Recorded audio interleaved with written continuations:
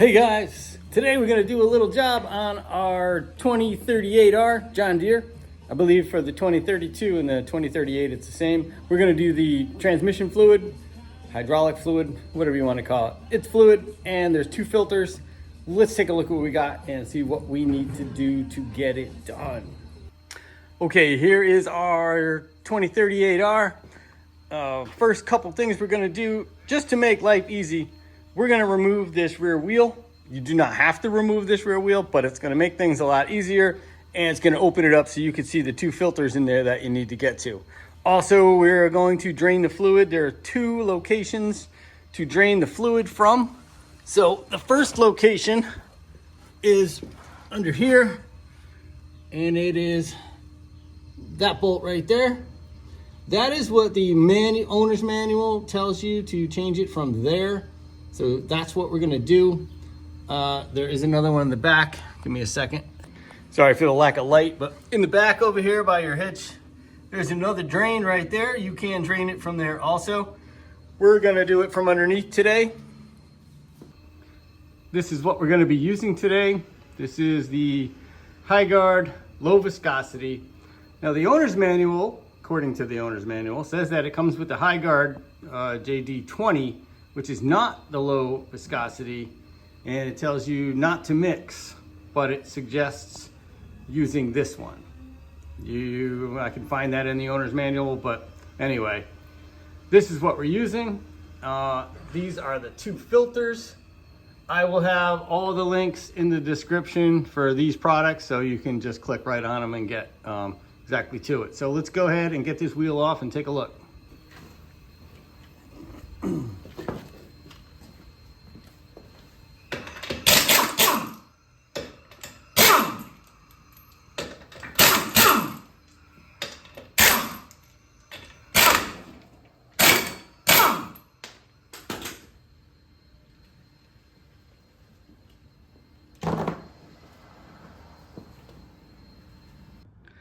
All right, so here's where we're gonna get in at the filters. Like I said, do not have to take the wheel off. I just thought it was a lot better for the video and kind of makes it more accessible. There are the two filters you need to change. 1, 2, right there, nice and easy to get at. And like I said, we're gonna go with the drain plug underneath. So let's go ahead and get that fluid draining first. All right, so here's my plan, because this machine holds about 6 gallons. So that's a 5-gallon bucket plus more.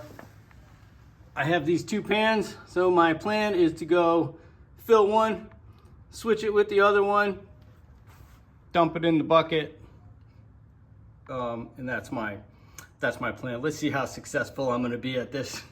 Hopefully it won't come out. Worst case is I could put the drain plug back in. I'm sure it'll make a mess, but let's try not to make a mess. Here we go. All right, guys, so it's 1 1/16 socket. We're gonna go in there. Let's try and loosen this up. See how we make out here.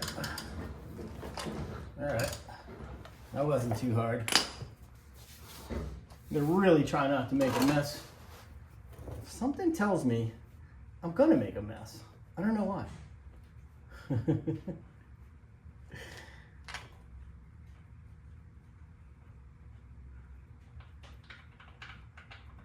There goes nothing, guys. Okay. So I'm gonna leave the oil fill plug on because I think it'll be a little slower to come out.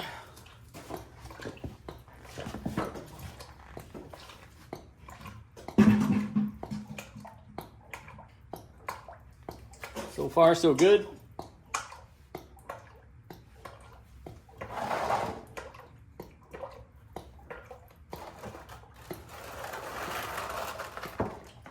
So there's plan 1.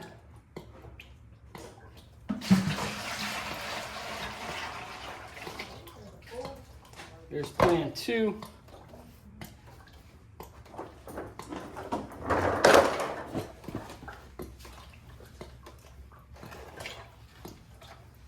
If you guys can see this, so I'm letting one fill. I'm grabbing the other one. I'm just dumping it in this extra bucket I have. And this seems to work really well. because it's kind of difficult to get a 5-gallon bucket underneath the tractor, at least, you know, safely. So, or without jacking it up like crazy. So this is working. Let's switch.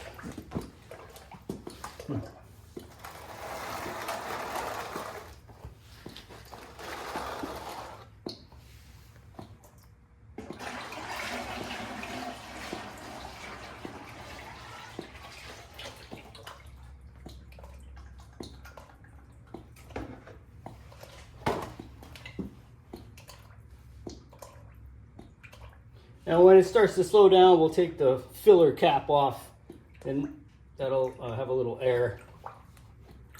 I don't see any kind of magnet on here. It does have a rubber gasket on the plug. I didn't replace that plug gasket. I probably should. And there I am, not paying attention.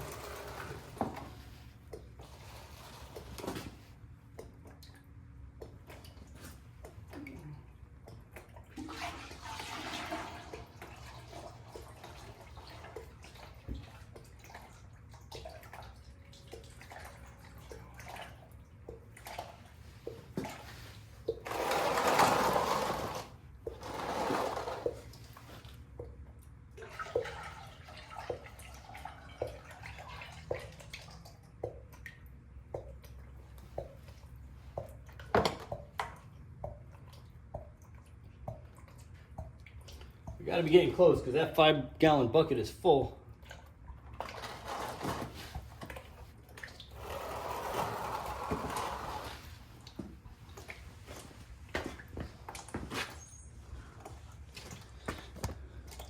She is pretty full. Oh yeah, it's slowing down. Well, let's go ahead and open the filler cap. All right, the fill cap is right here. You can see I'm pointing at it. So let's open this up so we can get some air to go through, and that should help drain out all of the excess fluid in there. Really kind of a challenging spot to twist it off. There we go. That's just a fill cap.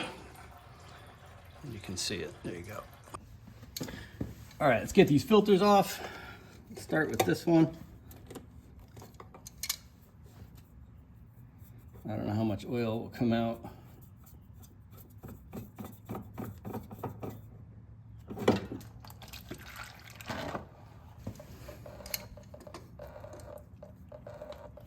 There's another one.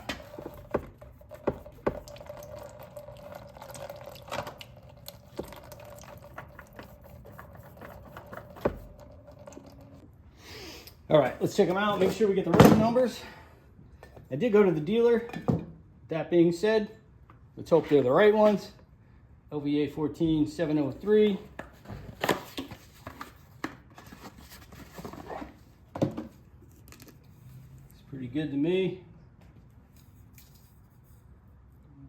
3, perfect. Actually, I think we're going to put the small one on first, sense of making it easy. Double check this one, make sure it's right. LV 16054.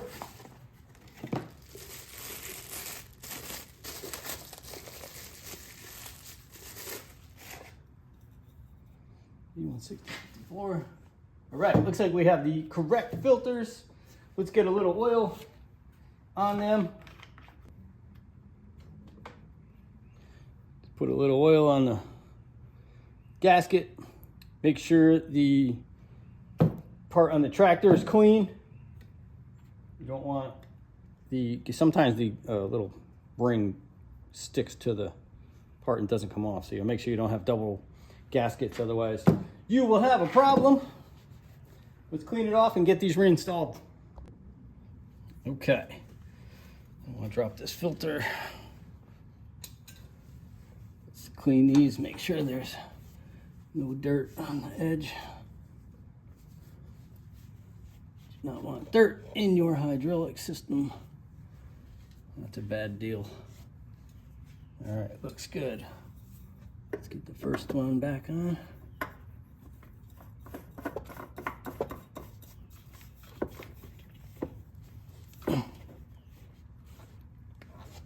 right, hand tight, we're good.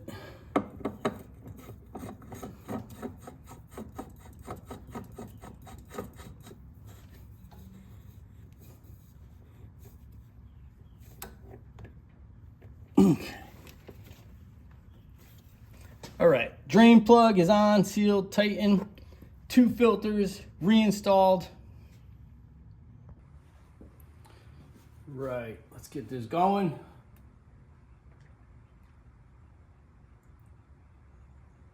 Like I said, I think it takes just shy of 6 gallons. Using a transmission funnel, works perfect, fits right in there. You don't have to hold it. Now, I was too lazy to take the flail mower off. So now I'm gonna suffer trying to do this with my left hand.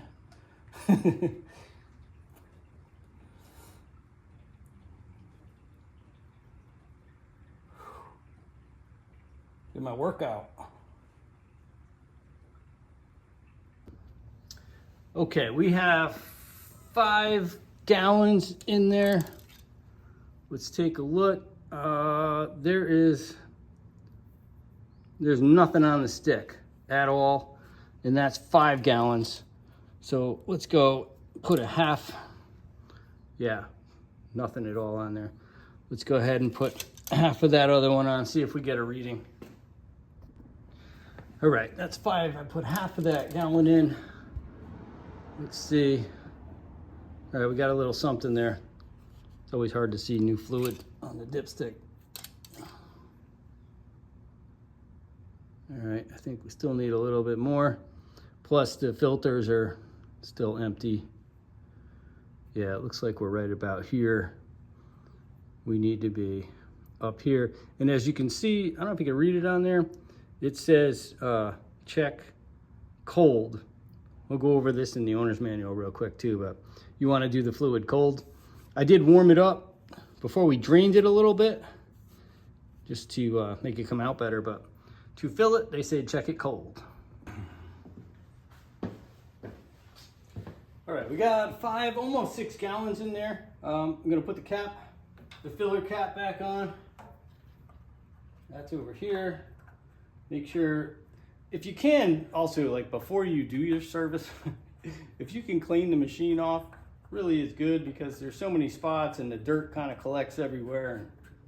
So if you can clean it off, that's a real good bonus. Because even when you're putting like this little cap on and stuff, it seems to get a lot of buildup around it. So let's tighten that. We'll double check the dipstick one more time.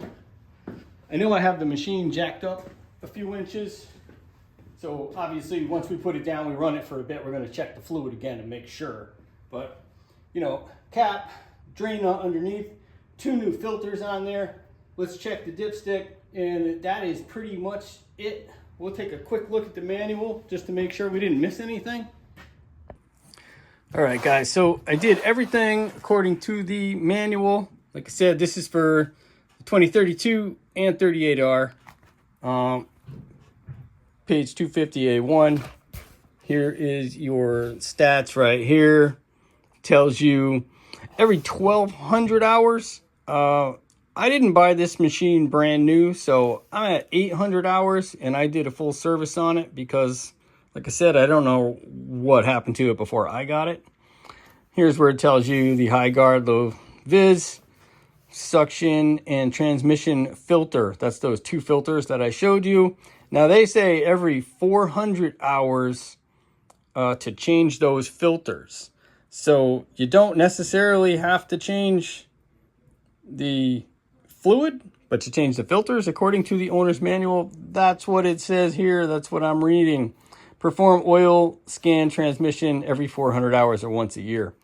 So that's what the manual says. All right, I got my cool reading glasses on there.